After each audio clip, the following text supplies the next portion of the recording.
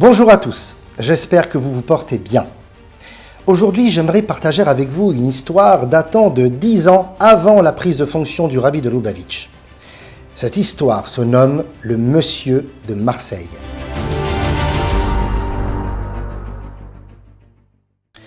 Le Rav David Aaron Neumann est né en 1934 dans le village chassidique de Vijnitz en Ukraine. Quand il était un petit garçon, ses parents ont immigré à Anvers en Belgique. À cette époque, la Belgique comptait une importante communauté de quelques 50 000 juifs et la famille Neumann espérait y avoir une vie meilleure. Malheureusement, leur séjour n'a pas duré longtemps.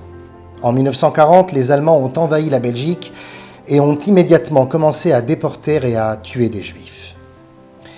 La famille Neumann fit partie de ceux qui ont réussi à s'enfuir vers la frontière franco-belge.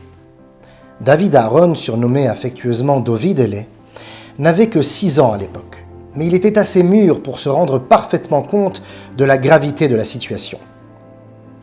Après plusieurs jours de voyage, ils arrivèrent à Marseille, mais le problème, c'est qu'il n'y avait rien pour eux là-bas. Il n'y avait pas assez de nourriture et pas assez de logement pour gérer l'afflux de tous les réfugiés. Ils allèrent de maison en maison, d'un endroit à l'autre, sans trouver de repos. Quelques mois plus tard, les nazis avaient envahi Paris, et la situation s'est alors empirée, comme vous le savez. Au milieu de tout ce chaos et de ces bouleversements, la famille Neumann a été obligée de se séparer. Pendant ce temps, le jeune David Aaron fut envoyé dans un orphelinat juif de Marseille, où vivaient là-bas une 50aine d'enfants, dont la plupart avaient entre 3 et 4 ans. Certains de ces enfants savaient pertinemment que leurs parents avaient été tués. D'autres, par contre, ne savaient pas ce qu'était advenu de leur mère et de leur père. Voilà pourquoi souvent on entendait les enfants pleurer ou appeler leurs parents, qui n'étaient pas là pour leur répondre. Les jours passaient et la situation devenait de plus en plus désespérée. La nourriture se faisait rare et les enfants étaient de plus en plus affamés. Lorsqu'au début de l'été 1941, un homme est entré dans l'orphelinat.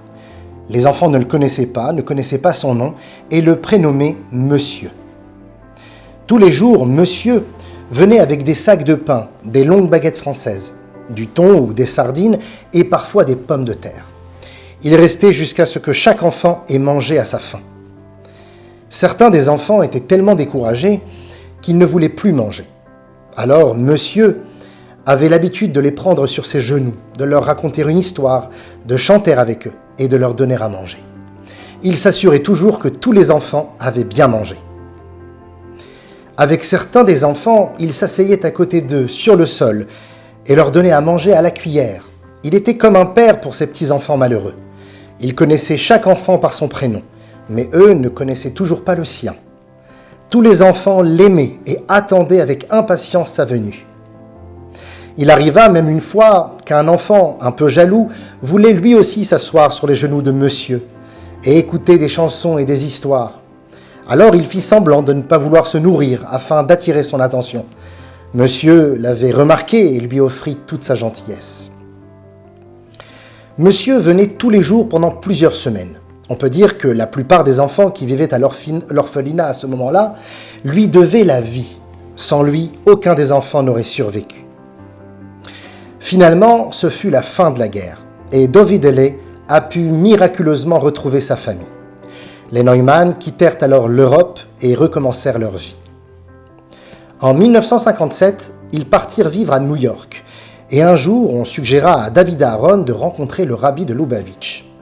Bien sûr, il accepta, bien qu'il ne fût pas Lubavitch lui-même, et programma un rendez-vous avec le secrétaire du rabbi. À la date fixée, il arrive au 770 Eastern Parkway et prend place dans le couloir pour attendre son tour.